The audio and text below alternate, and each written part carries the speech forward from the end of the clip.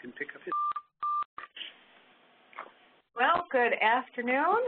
This is Celeste Carmichael from Extension Administration, and I want to welcome you to the Home Food Safety Relevant Behaviors of Mexican Americans Who Cook for Their Families. We're really excited to have this webinar happening today, and with us we'll have Mike Shapiro, professor from the Department of Communications, Bob Gravani, professor from the Department of Food Sciences, and Pilar Parra, a research associate of the Nutritional Science Department. Is it Department of Division of Nutritional Sciences. Because WebEx is fairly new to all of us, I'm just going to go through a few logistics as you're getting started.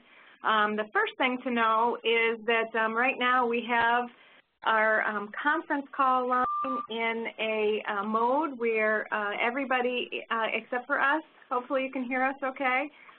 Everybody is muted, so you don't hear typing or don't have to worry about star fixing or muting your lines. So if you have something that you need to share, if you could do that by chat and send it either privately to us, or if it's something for everybody, send it to everybody. There's also a way for you as a participant to raise your hand if you want somebody to take note that you have a question or we want to unmute the line. So the way that we'll go is it's pretty much a presentation style until we get to the end, and then hopefully we'll have some time for some dialogue, and we'll take everybody off mute at that point in time. So if you've got into WebEx okay, we're making that transition slowly here in Extension Administration and on Cornell campus from the system that we used to use to WebEx. It seems like it's been a fairly smooth transition. The only way that you can hear the audio, obviously if you're hearing me right now, it's because you've called in. We are recording this webinar presentation, and we'll be posting it on the Cooperative Extension staff site afterwards, and we'll send that link to you. And that recording of the audio is happening through the conference call, so it's important that you do call in. Let's see. You'll notice as you're playing around and getting used to WebEx, there's a lot of different things you can do with WebEx. You can have a meeting just between a few people, and if that's the case, there's a video component, and you may have noticed that you can play with the video component. That's really fun if you've got a small meeting. This is intended to be a larger meeting, so if you could not play with the video, that would be great. It takes up just too much bandwidth for a meeting that's intended to be a presentation for a bunch of people. But as you move ahead and try WebEx out, especially county associations and cooperative extension, I would encourage you to try out that feature. It's kind of a good way to reach out and meet with people across the state without having to travel. If you have questions, you can use the chat dialog that you'll find in that right-hand column of a menu bar. Note that when you're sending chat, you can send it to everyone, or you can send things privately. There'll be a couple of places within the webinar where we're asking you for your comment and feedback. If you could make sure that when you're sending that comment and feedback, send it to everyone so that we can all kind of learn from each other, that would be fantastic. And the other thing I just will point out is your menu bar on the right that lists the participants and lists the chat and it has the polling when we get to a couple of polls. My understanding is that everybody sees that a little bit differently, so what I'm seeing on the screen right now is a chat bar that's open, so I can see that dialogue. I see a small group of participants. You can open and close those just by toggling on the little triangle that's on the corner of those sections in that right hand area where the participant and chat and polling is. So I would encourage you to get a little comfortable with WebEx so that you know how to find things. And if we're talking about polling, you might just have to toggle on that triangle in order to see what's there. I think that's all I have in terms of logistics for WebEx. So I think we're ready to get started. If anybody has any questions about just the dynamics of how to use WebEx, feel free to send that by chat, and we'll make sure that we cover that. So with that, I think we're ready to get started. So who has the first slide? You're going to do the poll question? All right. Well, you already introduced us. Our learning objectives are as follows. We want to understand the need to address Mexican-American home food safety practices. A little about that, and the difference between Mexican-American and Mexican immigrants, and understand how to address problems found through culturally appropriate educational materials for this population. Okay, you ready for the next slide? Here we go. If you guys want to briefly introduce yourselves, I think that would be great. Yeah, I'm Mike Shapiro from the Department of Communication. Bob Gravani has been delayed a few minutes, but he will be here shortly. And I'm Pilar Parra from the Division of Nutritional Sciences. We're pretty fortunate to have these guys here. They're going to be talking, the research that they're going to be talking about and presenting relates back to some work that they've done based on some federal funds received. Many of you probably know that there's funds that come through Cooperative Extension from NIFA, federal funds that are that come through their Smith-Lever funds, which are Cooperative Extension extending the resources and knowledge of the university. And there's Hatch dollars, which are used primarily for, well, they're used for research. So this project is a result of funding that's been received at both Smith-Lever and Hatch. So it's pretty exciting to have it shared back in this way.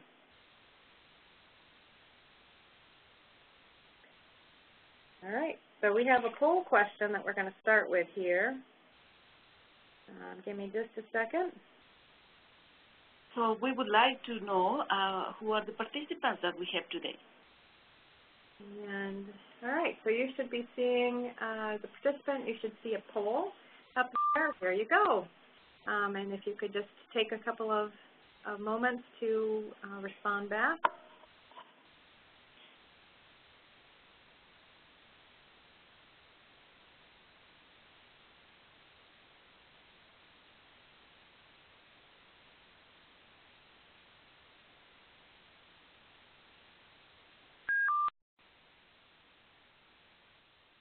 Very good.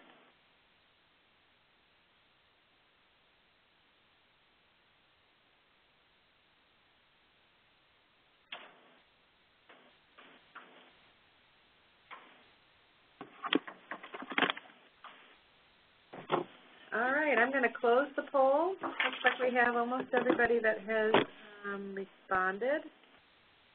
And I'm sharing the poll results. Everybody should be able to see the results on their screen.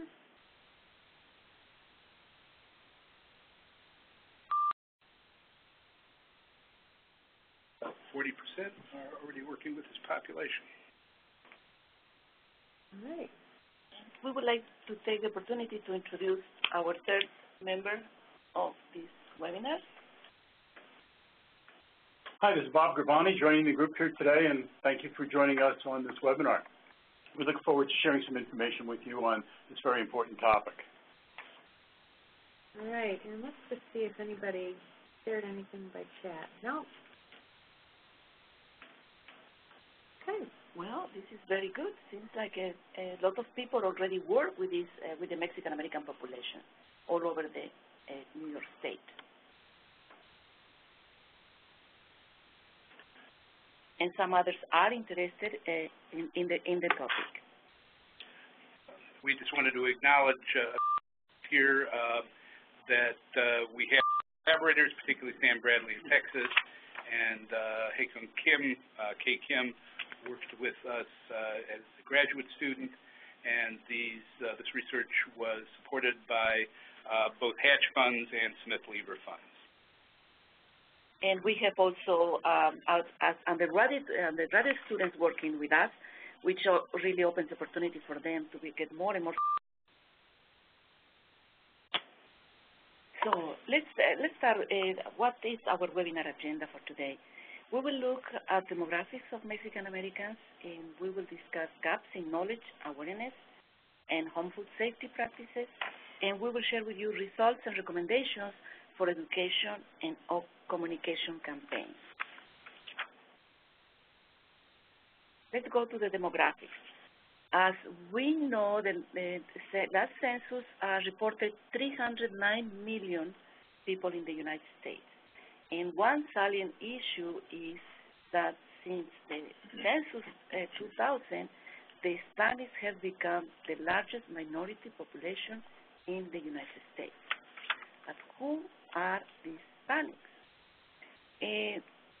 One important aspect that is very obvious is that most of the Hispanics are Mexican. 65%, equivalent to almost 33 million of all Hispanics are Mexican American. And, Hispanics account for 50.7 million in the total population.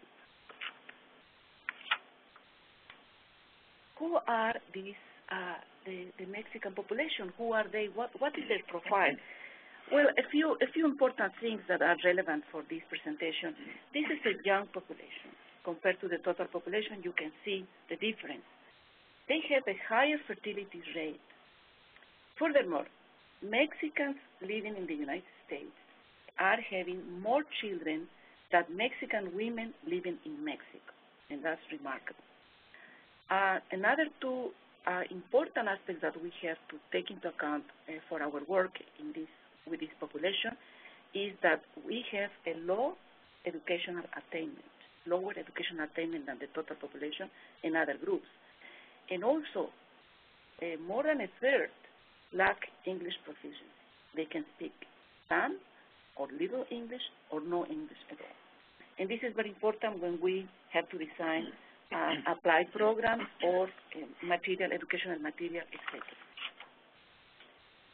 So you might wonder why there are some special issues about Hispanics and why we decided to study the Mexican American population in the United States.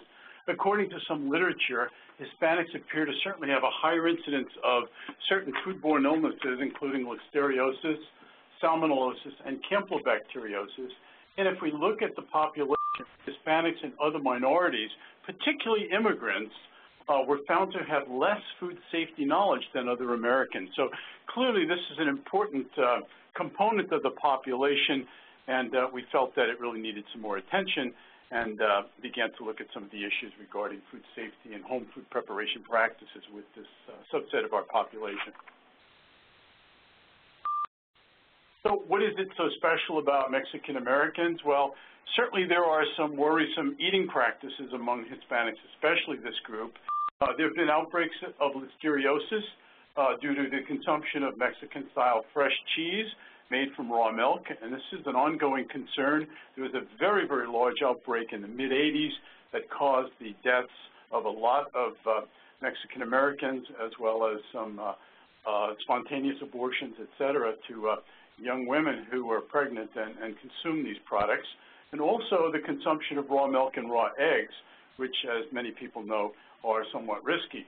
And there's certainly a lack of research on home food safety practices among this population. So clearly it was important that we take a look at the issues relating to these practices. So in our study of relevant food safety behaviors of this group who cook for their families, certainly our goals were to recognize these practices and try to improve home food safety practices. Again, to try to increase food safety knowledge and encourage better food preparation practices. Clearly, risk reduction is what food safety is all about these days. So we want to reduce the risk of foodborne illnesses among these susceptible populations, including pregnant women, very young children, and the elderly, which are all vulnerable members of our population. And then to certainly inform culturally appropriate communications and education efforts in this community. And with your help in the Cooperative Extension System and Network and your outreach activities, we can certainly make a dent in this very lofty goal. I wanted to tell you a little about the methods we used. We conducted focus groups and then used what we found out in those focus groups to inform a national survey. There were 10 focus groups. About half were conducted in Texas by our colleagues there, and about half were conducted in New York State. After analyzing those focus groups, we conducted a survey and administered it to a national sample of about 470 Mexican Americans. I'll tell you a little bit more about the survey later, but first Pilar is going to tell you about what we found in the focus groups. So the focus groups that we mentioned, they were carried on in Texas and in New York. And we found a few issues that are important to note. The crossing the raw foods. The participants told us that they commonly placed on the table or the countertop or the sink the frozen meats and poultry. And they leave them overnight and cook them in the next day, or they leave it for the whole day until they come back and cook those meats. A similar practice was reported regarding the handling of leftovers. Many of them reported that they left the leftovers more than 2 hours to cool at room temperature. Some participants said that they leave it overnight because, as literally said, my house is a little bit cool on the side of being a little bit cooler. And when we brought, there was no mention, for example, of what will be the proper container to storage those foods. Few participants said that they indeed put the frozen meat and poultry in the fridge, but were the minority. Most of them, they did the practice that I just mentioned. And after some questions, they didn't mention at all the possibility of bacterial growth with that practice. Some of them have very little knowledge on other thawing practices. Those that defrost the meat and poultry in the sink and add water, they were adding warm water and not, as the recommendation says, to add cold water, and the water should be changed repeatedly. And again, no mention of possibility of bacterial growth. So we have a series of questions regarding hygienic practices. And of course, they have good practices, but they have some unsafe practices. On the side of the good practices, they reported washing utensils and cutting boards after use. They wash vegetables and fruits before eating them or before cooking them. They report washing cutting boards after preparation of raw meat. However, they did not report spontaneously about hand washing before starting cooking or along they were cooking. And when we probed, they said, well, of course you wash hands. Yes, it is so natural that we didn't think that we should report. But still, it opens this type of response that this practice should be reinforced. Some of them use only one cutting board, which is a measure that which is a practice that we can really easily address and is not expensive, for example. Although they report they wash the cutting board, we don't know how well it is washed. And again, this may open the possibility for cross-contamination, for example. And again, even with probes, no, they didn't see danger of bacterial growth or cross-contamination with these practices. In terms of cooking with meats and poultry, again, good and unsafe practices. They told us, all of them, check the expiration date when buying frozen products. The reason of this, they explained to me and to others, is that they can only go to buy the groceries once a week or even more. So when they buy these frozen meats, they want to make sure that when they cook it, they will not be over the date. And as one participant said, I opened the package and it smelled horrible. They also say that they use different utensils for raw meats and for vegetables, and that they cook the meat until it falls apart. So they overcook the meat and usually in stews type of dishes. In the unsafe practices, most of participants don't like to use a thermometer in everyday life, everyday cooking. They use a thermometer, though, for large pieces of meat or poultry. At least half of them reported they don't even own a thermometer because, as they said, if you know how to cook, you know when the meat is done. And when you probe it, I said, but then how do you know it is done? They said, well, by color, by texture, by smell, which is any of the three of them will ensure that the cook is truly cooked. Other practices that are unsafe are rubbing the raw chicken with lemon because it kills bacteria, which is not true. And then most of them rinse meats before cooking, and I would say the majority of them rinse the meats before cooking or poultry. And these two last practices also opens the windows, if not doors, for bacterial growth or cross-contamination. There's other little knowledge in terms of other ways of thawing, but how about the use of microwave? Well, they dislike to use the microwave for cooking. They don't use the microwave for thawing, but they use the microwave only to heat foods. They are not very happy with that because the foods are unevenly warm, and they have to stir the foods. However, they didn't mention that they have to stir the foods to make sure that of the destruction of bacteria. They stir the foods because it's unevenly heated.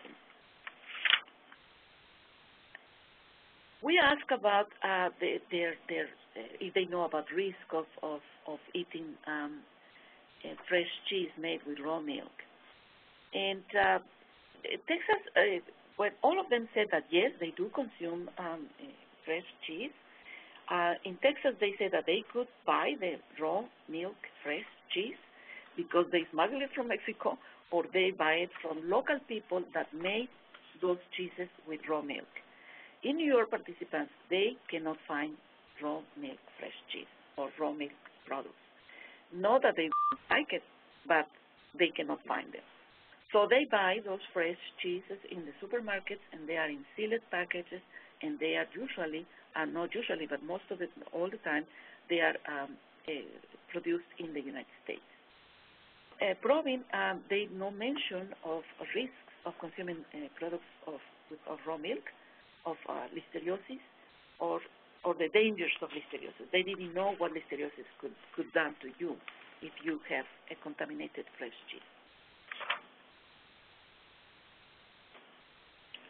So next we are going to discuss the survey results, but before we would like to we'd like to know if you have any questions at this point. How do they give us questions? So if you have a question, you can use your chat, and you can send it to us directly. You can send it to the group. It'd be good to hear what kinds of thoughts you have right now. Somebody did ask about files and having a copy of the slides. We will certainly make that available afterwards. I'm also going to put the slides in a share file right now, so that should appear for you to you should be able to download the file. A box should appear on your screen, so you could download those files and have them there for you now if you'd like to make some notes or something like that. All right, looks like you've got a question. Okay, so what's the question, please? Did any of the participants mention that they bring cheese back home for their family? From Mexico, yes. In Texas participants, they said that, for example, they visit family members, so they go back to Mexico, and if they can, and they are not caught, they will bring fresh cheese made with raw milk. That looks like a question for you. Cooking fish with lime is common for ceviche in this population. Is this safe? I think if certainly it's done properly, it is. I think the issue with lemons and rubbing chicken is certainly suspect because of the potential for cross-contamination in the kitchen. And having run this issue by our friends and colleagues at the USDA's Meat and Poultry Hotline, number one, they never heard of it, but also they were very concerned about the potential for cross-contamination. So again, some issues here related to the handling of raw meat and poultry, and certainly the washing step as well can lead to that cross-contamination of the kitchen, the sink, counters, et cetera, that we're all concerned about. Looks like we have a comment. People from the Dominican Republic used to bring cheese and salami from their country as well. This is certainly a concern, and I can give you a case in point here.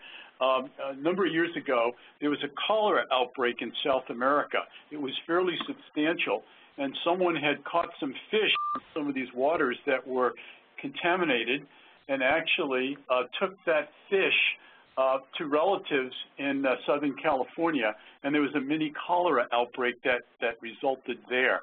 So clearly, the movement of food internationally between countries, especially in some cases home-prepared foods that are viewed as a delicacy to some, can cause some problems, especially when that food is contaminated locally and then brought to other regions and fed to family and friends in those areas. So clearly a concern, and that's why we have some pretty restrictive border activities, although a lot of food is indeed brought in carry-on luggage and escapes the surveillance system and then causes problems. There was a problem from Japan a number of years ago with seafood products as well. Any other questions out there right now? Okay, well, if not, this is Mike Shapiro again, and I'm going to continue and talk about the national survey that we did. Most of you are probably aware that focus groups are useful for discovering issues and for talking about them in depth, but you never really know how typical the responses are. So surveys are useful for telling you how common something is and for looking at the relationships between variables. So after analyzing the focus groups and identifying some of the key issues, we constructed a survey. And if we can go to the next slide. One of the issues in doing a survey with this group is identifying a representative sample of Mexican Americans. Although they are a large group, they are concentrated in some places and scattered in other places. We explored a few options for how to do this, and in the end we decided that the best way to do this was to use an established company called Knowledge Networks. And Knowledge Networks had already invested considerable effort in identifying a national representative sample of Hispanics. Also, Knowledge Networks already had basic information and some other information about panel members, about their panel members, so we could maximize the use of our survey time. We could also get additional information about some of these people. And from that group, we were able to select a sample of Mexican Americans. Exactly what Knowledge Networks does is kind of complicated, and I can talk about that later if there's interest. But right now, I'd like to talk more about who the respondents were. From the Hispanic panel, we selected Mexican Americans. As in the focus groups, we selected for people who regularly cook for themselves and others, and who start at least some meals with raw meat, poultry, or seafood, since those probably present the greatest danger for cross-contamination. And people who are strictly vegetarians, there's risk but less risk. We also excluded people who worked in restaurants for obvious reasons, who might have training and expertise that the general population lacked. Yes, exactly.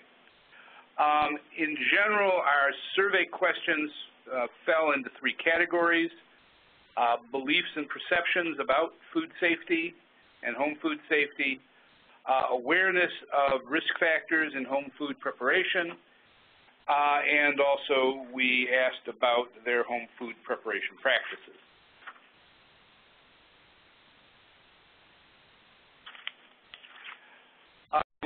In general, our panel of Mexican Americans was about 70% female, and that probably reflects who does most of the cooking in families. They were pretty widely distributed in age. About 57% had some college education. The rest were high school or less. Almost 70% had children in the house. They were also pretty evenly divided among those born in Mexico and those born in the United States. Also, they were pretty evenly divided between those who spoke more Spanish and those who spoke more English.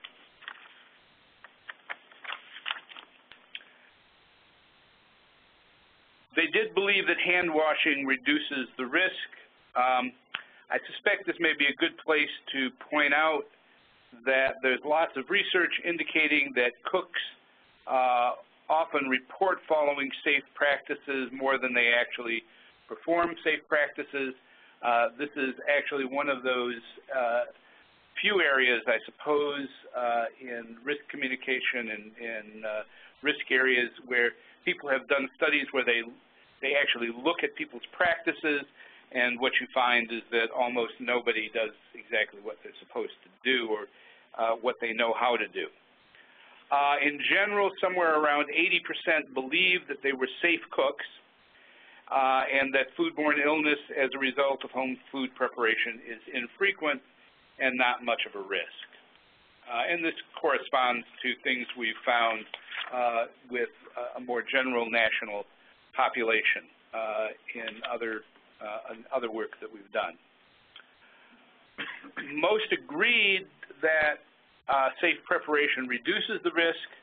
Most also recognize that children and the elderly are at more risk, although those both seem to be areas in which there could be some improvement. 40% did not think about that food thermometers were all that important, but in a little while we're going to tell you some interesting aspects of that that may make it true that for many of them food thermometers are not all that relevant. Overall, most thought home cooking was low risk because they know how to cook safely.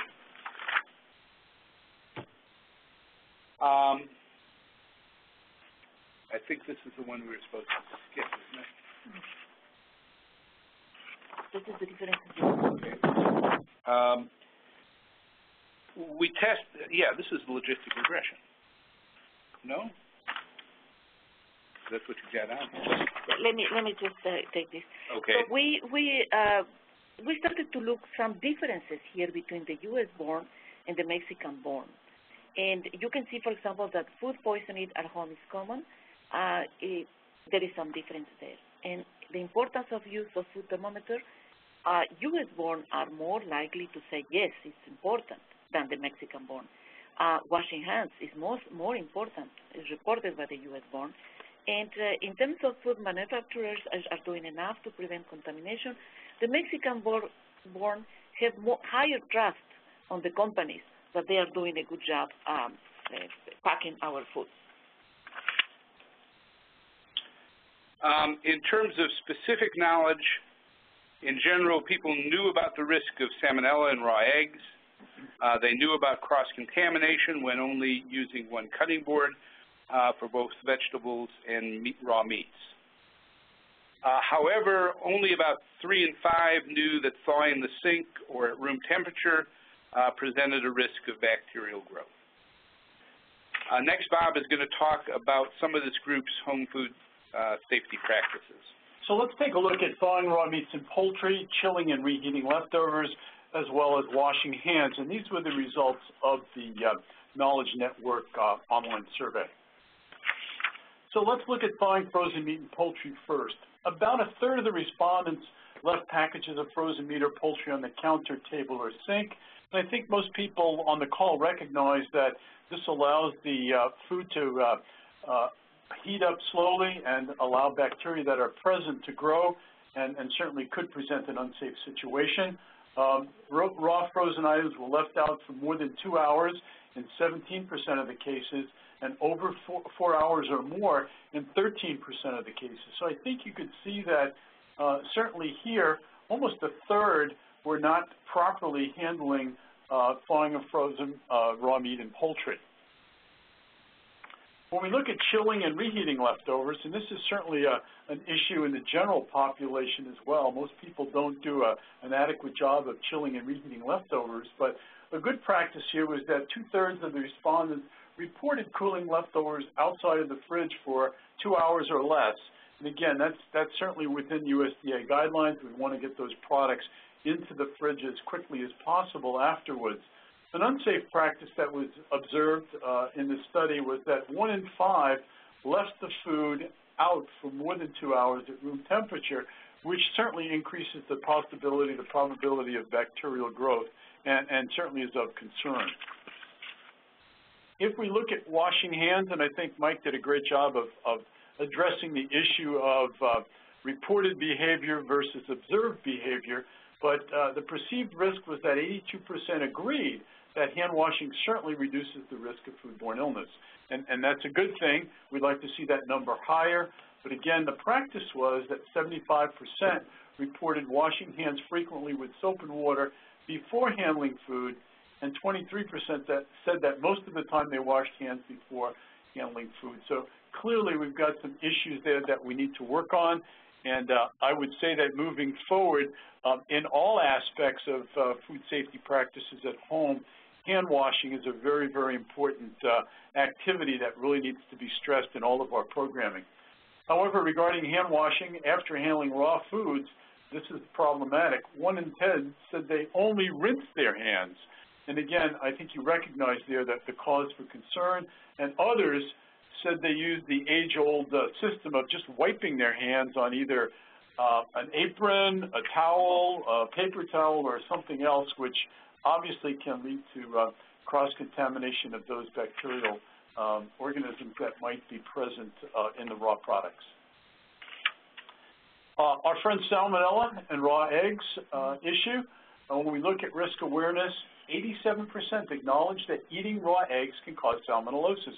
And we've seen in the last bunch of years that salmonellosis has caused a number of, salmonellosis has been a problem in a number of different food products.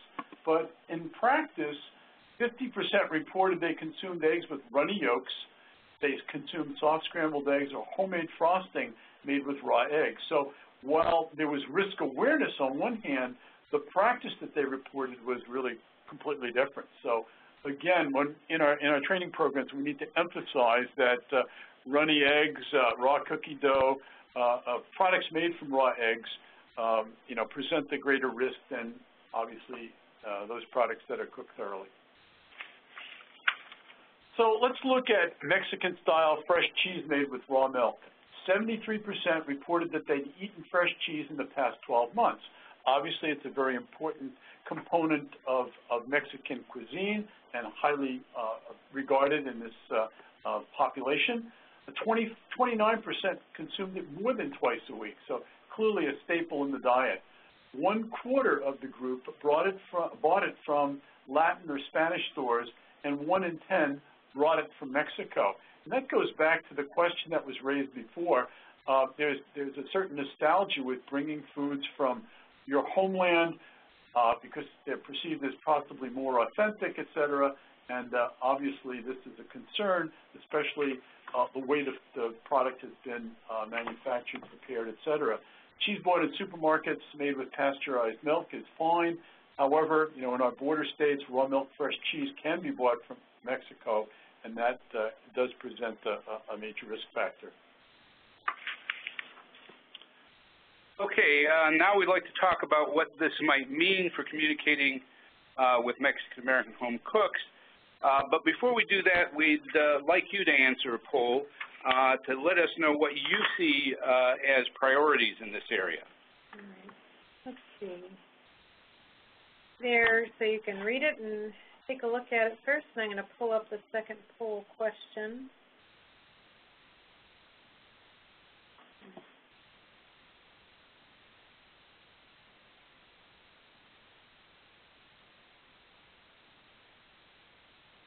right, just give me a second here. Right, yeah. Okay. All right, so you should see the second poll up, asking which of the following food practices should be addressed first in your work.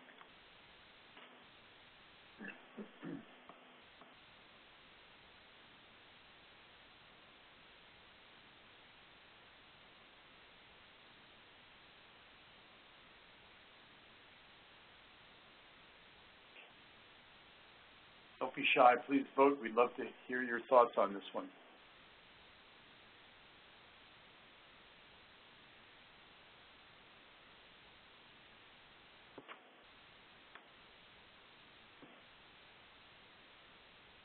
All right, you ready to close the poll? Oh, they're still responding. Yep. And if it's other, please identify through chat what other recommendation you will have. I always want to have the music from Jeopardy. I know, right?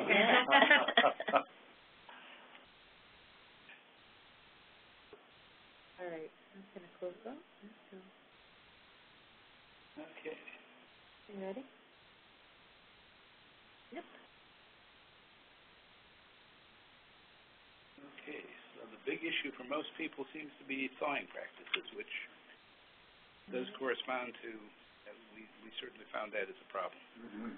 All right, they are not seeing the poll results yet. This is the one little quirky thing about WebEx. It takes a couple of, half a minute here to summarize the results and then to show them. So we know something they don't. Yes, right. There you go. They should now be seeing, everybody should be seeing the poll results that we're looking at. And let's see. Okay, what's the other hand washing?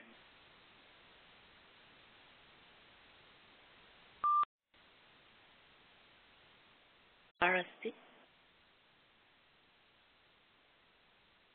I'm not sure. You know what that is, Bob? No. What is RST? Spell out, please. Well, if Lubann County can tell us what RST is, we'd be interested, but I think probably we should. Go ahead. Well, thank you. Thank you very much for sharing your thoughts on this, and clearly thawing practices of raw meats and poultry came out number one. One of the things I was interested in was seeing how many people checked hand washing in the other category, and one person actually did, because I think that's something that we can couple with a number of these other areas as we begin our outreach activities with this subset of our population. So how about our messages for education prevention programs? Well, I think we definitely have to pay attention to Mexican origin population because it looks like we have significant differences, and they are more gap in knowledge and awareness and practices regarding home food safe preparation practices. Also, given the demographic of this population, we should target young families because they're having children, and this is important to protect by avoiding and learning best practices. And keep in mind the cultural aspects of this population and the food ways that they have when we design these messages. For example, thermometer use in everyday cooking may not be so important because they cook until the meats fall apart. They cook the meats in stews, in broths, like this famous chicken broth with vegetables. And to a Mexican and many other Hispanics, actually, Central Americans mainly, if you serve them beef that is a little bit pink, it will be rejected because it's not cooked. And so, in general, you know, the way these populations like their foods have to be, in terms of meats and others, have to be very well cooked.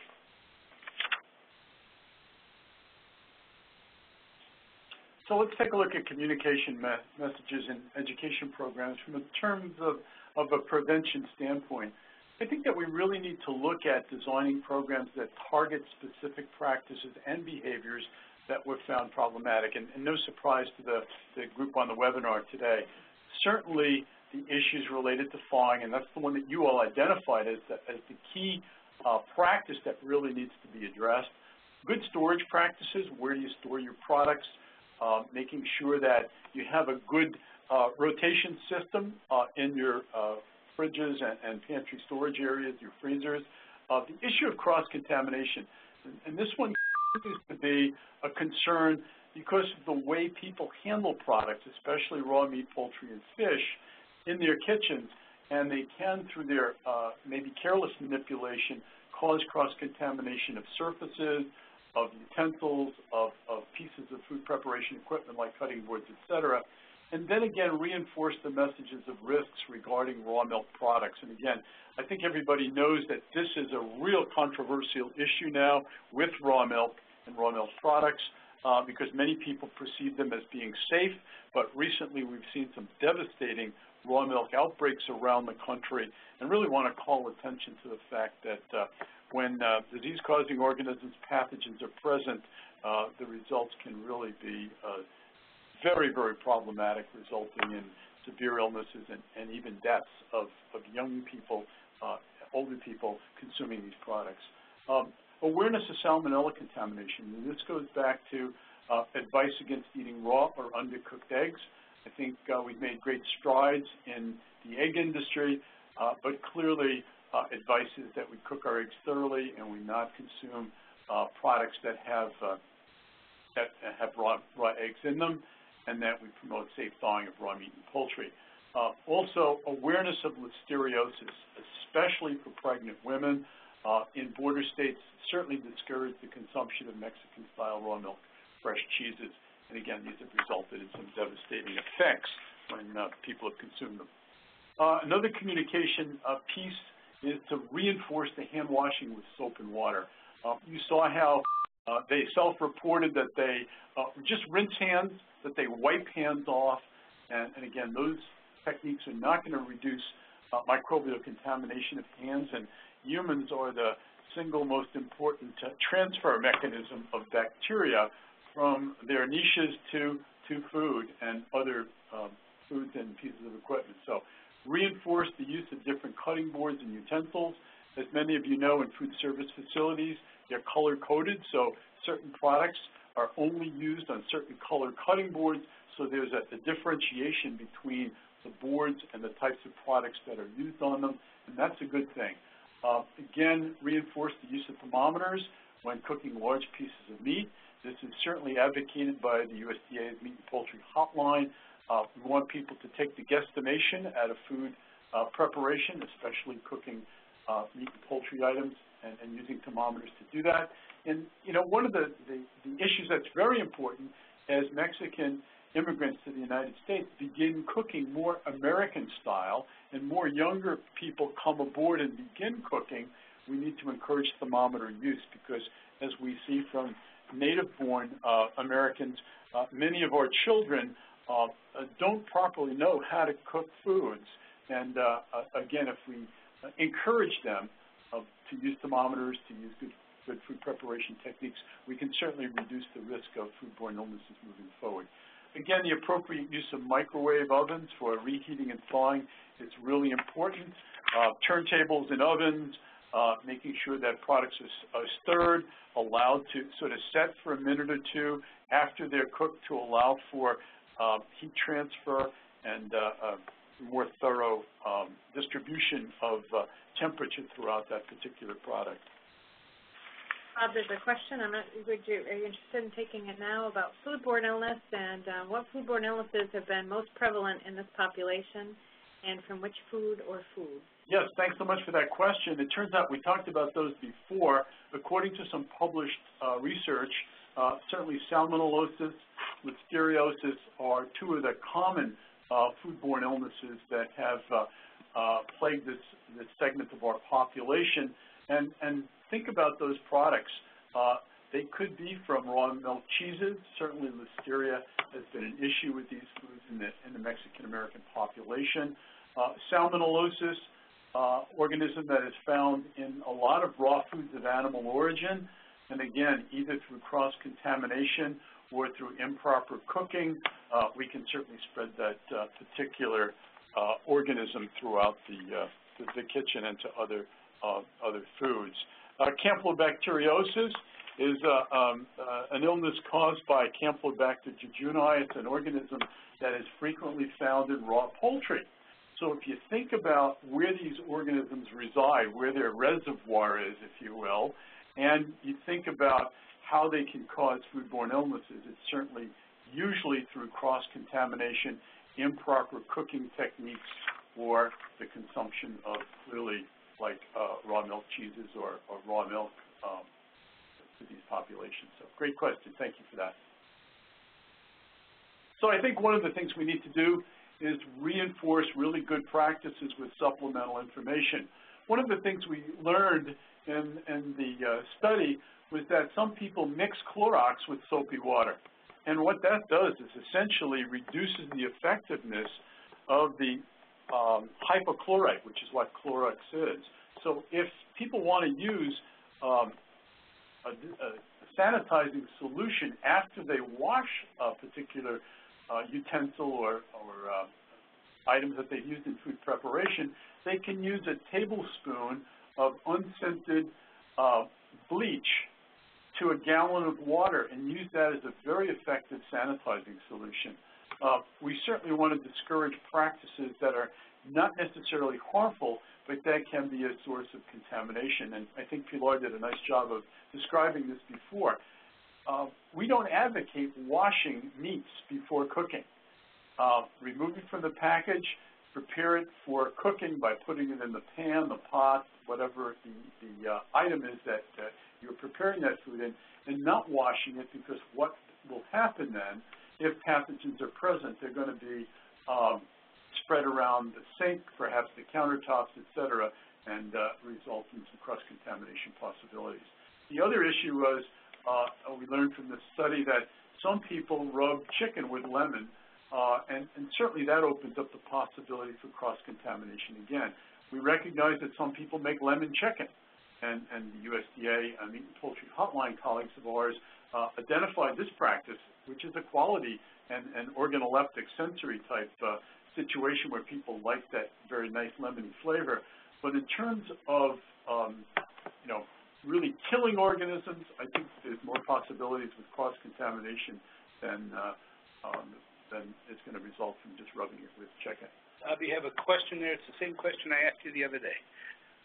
Yeah, it turns out that what happens is that any sanitizer that's used in... We should probably repeat the question. The question is, never knew that good information about Clorox and soapy water. How much Clorox is impacted and any details? Well, it turns out that any sanitizer is used to reduce the level of microbes that are present on the surface, a food contact surface, like a pot or a pan or a countertop or a sink. So what usually happens is that, first of all, we want to remove gross soil, which means that if there's food debris available, we want to take that away, and then we want to do a good cleaning process.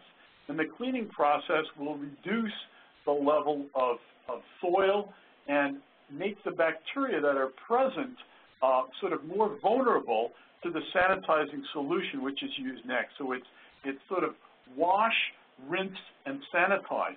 If you add Clorox or any other sanitizer to a situation where there's a lot of organic material, like you pour sanitizer directly on food debris, its effectiveness will be sort of used up in addressing the organic materials in that food. You want to get rid of that and concentrate the activity of that sanitizer directly to the surface to reduce the level of microbes to safe levels. And that's basically what the whole premise of cleaning and sanitizing is. So you remove gross soil, you wash, you rinse off the soap, and then you sanitize it with a sanitizing solution. And I mentioned before, unscented liquid bleach, about a tablespoon in a gallon of water, does a really nice job for home sanitization of utensils, et cetera. Did I understand you correctly the other day that the Clorox actually interacts with the soap as if it were... Yeah, the Clorox interacts with the soap as it's an organic material and reduces its effectiveness. So clearly we want to do those in separate steps. We want to encourage people to use a sanitizing solution They want to thoroughly wash that food contact surface and then sanitize it after. So it's actually the soap itself interacting with the Clorox that is part of the problem. Right, exactly. I mean, you're doing a two-step process, step, and reducing the effectiveness of them. Clearly, in food service operations and food processing operations, these steps are all done sequentially. So you clean gross soil, you wash, you rinse, and you sanitize to affect a decrease in the number of microorganisms on a surface. We have a couple of more questions for you, Bob. One is the use of sponge, and when you wash cutting boards and then use for washing other things. So that's one. If it's safe, we use the same sponge that we use to wash a cutting board and that was used with raw meat, and to wash, for example, a glass cup. Certainly, we have concerns about cross-contamination, and obviously, let me just give you an example from sort of the food service route. We want to eliminate the use of sponges if we can, because sponges can be a source of problems if we don't do a good job of cleaning them, of sanitizing them, of changing them up frequently. And you'll see recommendations from USDA, and there's a great booklet called A Handbook for the Kitchen, and I encourage those of you who are interested to go to the USDA's Meat and Poultry Hotline website and take a look at it. I think it's called The Kitchen Connection. It's really a guidebook for safe home food preparation practices. It's a great little book, and it addresses all of these issues and the kinds of things that people who are preparing foods, especially for the very young, the very old, and pregnant women, need to follow. So clearly, cross-contamination is an issue, and we want to be sure that we're constantly changing things up so we're not using the same grody-type sponges or washing cloths or even dish towels that some people use in their kitchens, but to make sure that we cycle those through and try to prevent them from becoming sources of contamination. So, Bob, I'm going to read into this question a little bit.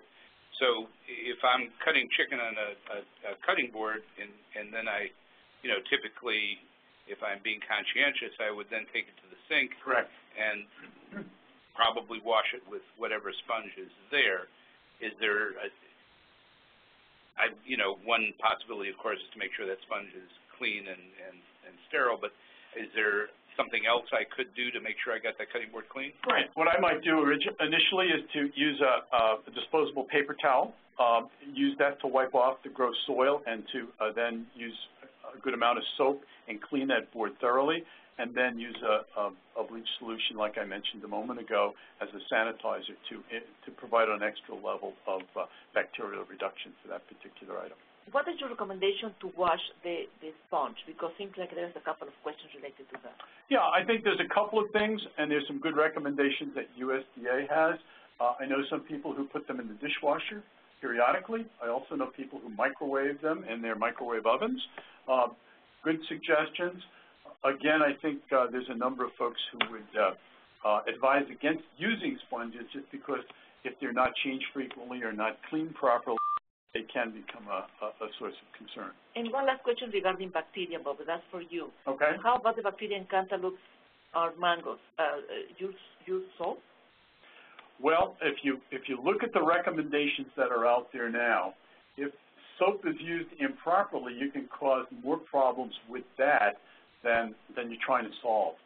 So clearly, one of the things that's going to prevent problems here is through good agricultural practices on farms that are producing these products. A number of suppliers are using multiple washes and rinses to try to reduce surface contamination. Our thoughts in the Good Agricultural Practices program here at Cornell and our Produce Safety Alliance here is to try to prevent that contamination from occurring on the farm.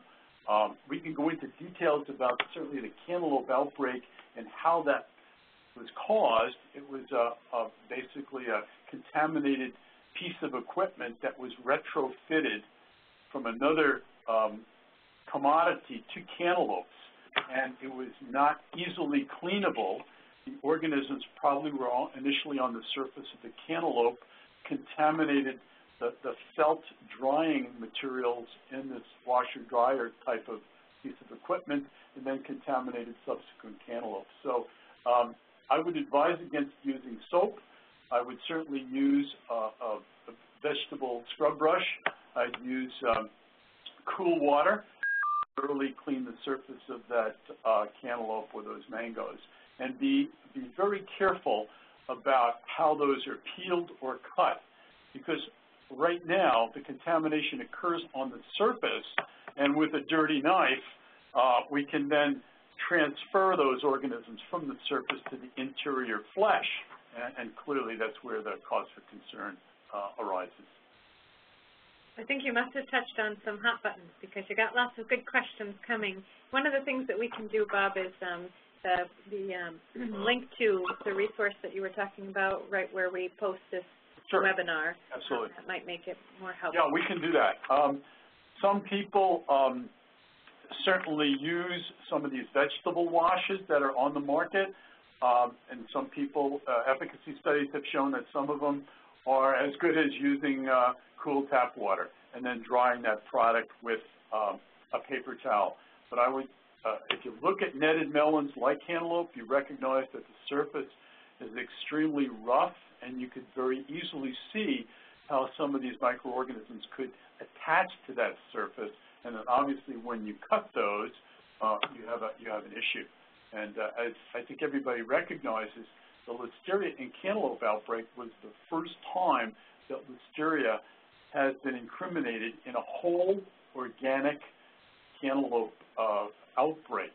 And again, lots of investigations into how that occurred, and I gave you kind of the quick response from many months of investigation, as well as lots of sampling on farm and supermarkets, and clearly even in consumers' homes with some of those products that were out there. Okay, well, we started already actually with the last part of the you know, we can continue now with the questions that you may, the more questions that you may have for us.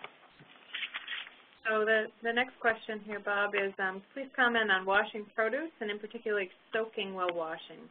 Was there anyone with your audience of Mexicans that looked more deeply into washing?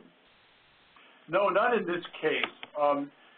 You're asking some great questions that go a little beyond the subjects of the focus groups as well as the online survey. We're asking pretty generic questions about food preparation related to meat and poultry products. Didn't really get into the melon issues in this particular survey. That's certainly a cause of, certainly very interesting to people, and a cause for concern moving forward. And I can share with you, I was in lettuce fields last week in Salinas, California, looking at the harvesting of romaine and also iceberg lettuce, and looking at certainly the safety and sanitation practices, as well as training activities of farm workers, supervisors, and foremen of those crews. Again, everybody's tuned into this and really trying to reduce those microbial risks. It is not an easy thing to do, but lots and lots and lots of folks are actively engaged in trying to reduce those risks, because we want people to eat more produce because of the health benefits that accrue from them, and not get into the safety issues, because when that happens, it's detrimental to all of us, and certainly the produce industry as well. Bob, I'm seeing two questions really here. One is, does it do any good to soak produce while washing it? I'm assuming that some of that soaking might be in a chlorine solution. And then the next question is, they've had questions about the safety of ingesting bleach residue left over from sanitizing solution. Yeah, I think it's important to recognize here that the levels we're talking about, a tablespoon and a gallon, is a pretty low-level sanitizer. It's effective, and again, at least from, I know there's some concerns overall with some compounds related to sanitizing solutions, but I think we have certainly a double-edged sword here. We need to reduce the levels of microorganisms to have a safe product. And again, I think that certainly chlorine compounds are widely used in food service operations and food processing operations, and clearly in produce operations as well. So I know some people may have a concern about that, but I think the level of bacterial reduction is really important here. There is another important question here. We have had questions about the safety of ingesting any bleach residue left from the sanitizing solution. Okay, yeah. Because some of the participants in the focus groups, a few of them say that at the end, you know, when they were going to wash the lettuce or other product to eat fresh, they will add lots of water with a little bit of bleach, of Clorox, and then rinse again. And you know, one wonders if that some bleach was left there and if it's problematic. Yeah, I think the important thing here is to use the recommended amounts. I think, and many people in our society think if a little is good, a lot must be so much better. So I think we've got to follow certainly label directions and recommendations from our government agencies that suggest these levels. If people are using more, that could be a cause for concern as well. So we want to follow directions in all of these situations to be at the correct levels of these sanitizing solutions. Well, I seem to remember from the focus groups that using bleach as a sanitizer was actually fairly common. Excuse me, fairly common. And actually what I'm impressed for that, being myself a Mexican, and what I asked the women, where did you learn this? Who thought about this? And there was heavily Mexican campaigns, national campaigns, on the use of bleach to make sure that any bacteria was eliminated. And we have to remember that in Mexico we don't have potable water that is the clean water as we have here, and many times the water that comes through the faucet may carry itself bacteria or other contaminants. So I think that makes sense for the Mexican government to recommend this practice, which will be much cheaper than to provide potable water to the whole nation. So, yes, so that's how they learn it, and then the mothers reinforce that. So it's possible that we don't really know for sure, but it's possible that, in fact, Mexican origin Mexican Americans may actually use that practice more than others. Yes, all the Mexican origin participants, it was a common practice. They have a bottle by the sink that is all water and a little bit of Clorox, and they use that. And others say, and now you can even buy those products here. You don't have to combine. Which I was thinking, well, it would be cheaper to keep doing yourself. But yes, they are very aware of that, the use of bleach for to have an extra cleaning. We've got a question here. Is there any information about how long a chlorine solution can be made and put into a spray bottle at is it teaspoon or tablespoon? Tablespoon. Tablespoon per gallon and still be effective? Yeah, what USDA recommends in their book is a freshly made solution. So clearly you want to use it fairly quickly because you're absolutely right. It does change concentration. It is volatile. It does, off-gas, if you will, and lose its effectiveness. So fresh solutions are better than ones that have been hanging around for a while. And again, this is pretty cost-effective with 1 tablespoon per gallon. I would say use it, quickly. That's not a very definitive answer. Again, things kind of dissipate with time, so you really want to make sure that, and as someone just said, they're told to make a new solution every day, and that certainly makes good sense. That's what many of our retail food stores do. The first shift in the morning makes the sanitizer solution for the day, and then they repeat the process the very next day. At the same time as they're making the sanitizer solution, they're also calibrating their thermometers to make sure that they're getting accurate readings. So again, a lot of these things are rules and procedures that are done on a very regular daily basis. All right, how about, so there's a number of different folks that are from cooperative extension associations that are on the line, and so one question that they may have is how can they follow up or get more information or suggestions you might have for working with Mexican-American populations in their community? Well, I think if we go to the next slide, there's a couple of really good references here.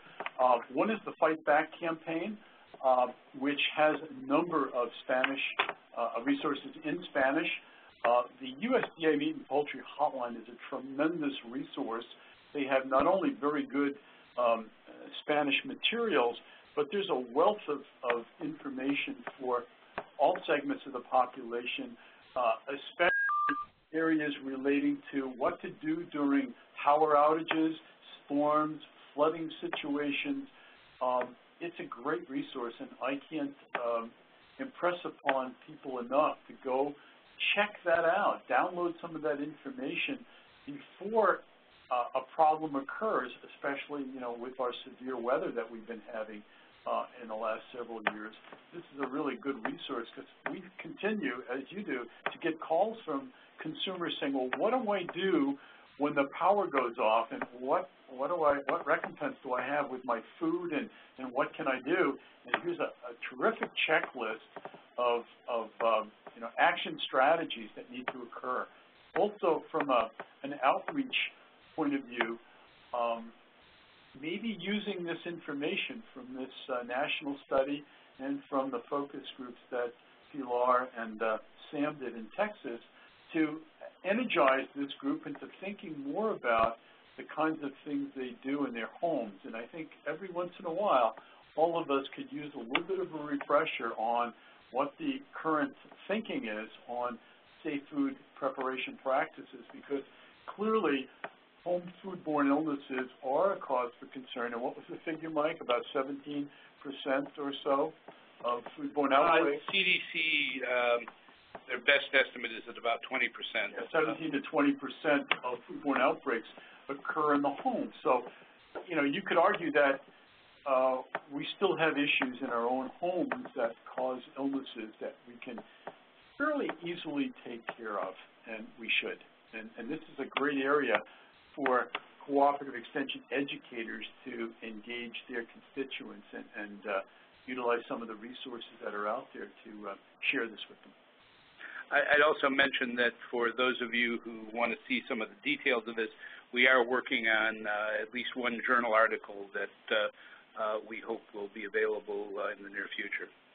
Right, and if anybody certainly wants to bounce ideas off about training programs or active learning situations, be happy to chat with you about that and share with you some of the experiences that we've had in conducting a variety of training programs for a number of different audiences related to home food preparation, food service, et cetera. And actually, you know, looking at the recommendation of Bob that the bleach used in diluted in water should be changed frequently, that's another recommendation that we will add, because participants in the focus group said that they keep a bottle with bleach near the counter, and they didn't, and as always, like it's there and can be there, the solution for 2 days until it's finished, or 3 days. So I think that's another recommendation for this population, not to combine the bleach with soapy water, and second, renew combination frequently. We will add that to recommendation. Yeah. Right. I'm going to unmute the line, and so if there's anybody that has a question that wants to ask the question or to have some dialogue in these last few minutes, sound good? Yes, sounds okay. The conference is no longer in lecture mode. All right, so if anybody has a question that you want to share. Or maybe on how you folks are working with the Mexican-American population, and any tidbits, recommendations, suggestions that you have. I will try to answer first the last question. Do you think that some of these findings will be applicable to people from Central America? Definitely. More on the thawing practices. It's very common that they will put it on the sink, even longer than the Mexicans. So this is something that is happening among Central American new immigrants. What about food preparation in Central America, large pieces of meat? Is that more common there? Not really, not really. So it's mostly stews and so forth. Exactly. And actually, we eat very less amounts of meat and poultry because of economic reasons. One of the things that we find in the diets of the new diets of recent immigrants, is Central American or Mexican, is that they are very happy with an increase on meat consumption. Because I know if you get into South America, Brazil, and so forth, then you get big slabs of meat. Yeah, South America is different. Argentina, yeah. South America is quite different, yes. But Central America, they are poor countries, so there is the availability for the general population of meat, even milk, is not as generalized. So it's not so easy to have large meat, pieces of meat every day. And so that's why it's made in stews, with potatoes and other vegetables, because you get a little bit of meat and other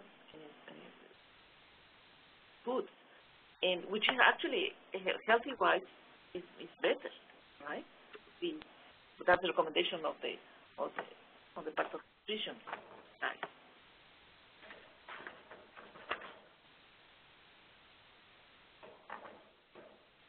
Okay, this is Linda Amoroso from Cornell Extension in New York City.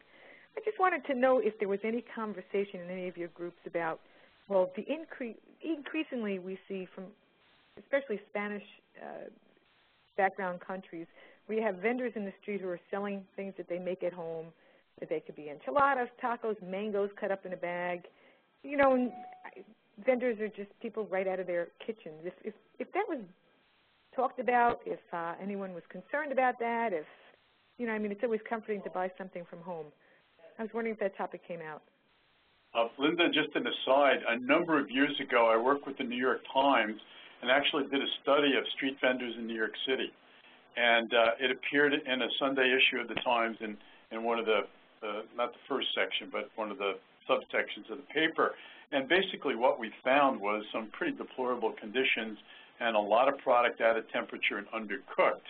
And right then, Mayor Giuliani kind of instituted a little bit of a check and balance on that system and really kind of forced some better sanitation and better food handling practices. We haven't looked at it since. It probably needs to be looked at again.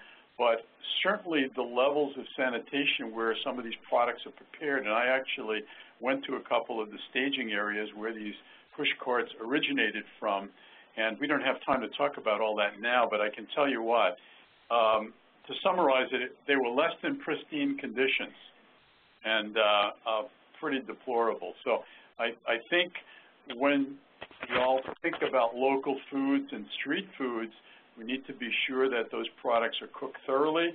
I personally would have a problem with raw products, diced products, because of the cold chain and whether they've been maintained properly, how they've been cut up, et cetera, et cetera. And, unless I saw how those were prepared and got a sense that they were done under good conditions, the risks might be substantial there. And again, that's very much speculation on my part, but based on some experiences in the past. Well, you and I were talking the other day about people in I was complaining that I couldn't get a good tamale, and you were saying that in Mexico in particular, there's a lot of these sort of home kitchens. Well, in Mexico, as in many other countries, you can find the street food every corner, I think. And here, in some areas in New York City, you can see that people are selling food and then trying to disappear because they don't have the permit. They shouldn't be doing that. So I would say that it's at your own risk if you buy food in the street, because we don't know really. And even though they can have hygienic practices preparing their foods that they're going to sell, you don't know what happened in the transit. You don't know what happened or how many hours they have been carrying in the basket, whatever they are going to sell. The cold chain, right. So this is the problem for me. Tamales, I think you get a little bit less sick because they were steamed to death, and so probably the bacteria that was dead was killed. Now, if the tamal is dead and it's not cold, if it's not hot, for many hours, then you just don't know. Yeah, you bring up a good point that, and this is not something that came up in our focus groups, probably in part because we were focusing on their own food preparation, and that's what we asked them about. But you're right, there probably is some cottage industry out there, people making things in their own homes and selling them that could be a real risk. And actually, this is a practice. For example, Dominicans were doing that. Dominicans, Puerto Ricans, they were doing that. That was an informal way to make some money. And the women will cook at home, and the men will go and sell the products. And of course, in the Mexican ports, and at that time, Dominican neighborhood or Puerto Rican neighborhoods, wherever they were more of the ethnic counterpart. So that has been going on forever. And it would be nice to see that continue and looked into more, because the more people who, in your own country, if you're comforted doing it, what about coming to America? The comfort level is the same as like going to a market or anything else, what you do in your country of origin. That's a great idea, Linda. I think you certainly have stimulated some thinking on our part. Perhaps that's the next study, is a look at street vendors. We do a little microbial analysis and temperature control. Clearly, when you look at the amount of food that some of these vendors sell, I was talking to one vendor. He did over 250 pounds of chicken a day at his small cart, supplied by, a van that would drive up when his food supply was getting low and deliver more. Some of the chicken that I saw, anyway, this is personal observation, was a grocery bag, and it would be lifted out of a cooler. The bottom would be slit with a knife so that the chicken would then drop down onto a hot grill and get cooked. So the question is, what was in that bag before the chicken, and a few other items related to sanitation, cold chain, where did the chicken come from, et cetera, et cetera. So again, a lot of issues here related to what Pilar just said, plus where was it prepared, and was it done under controlled conditions, et cetera. So great points. I wish we had better answers for you. Thank you. We probably have time for one more question. Is there anybody else that has a burning question? This is Debbie from Cornell Cooperative Extension, Rensselaer County, and I've seen a lot of clients that are using the same oils over and over again to, they're cooking with the same oil, they'll drain it off and they'll use it for something else?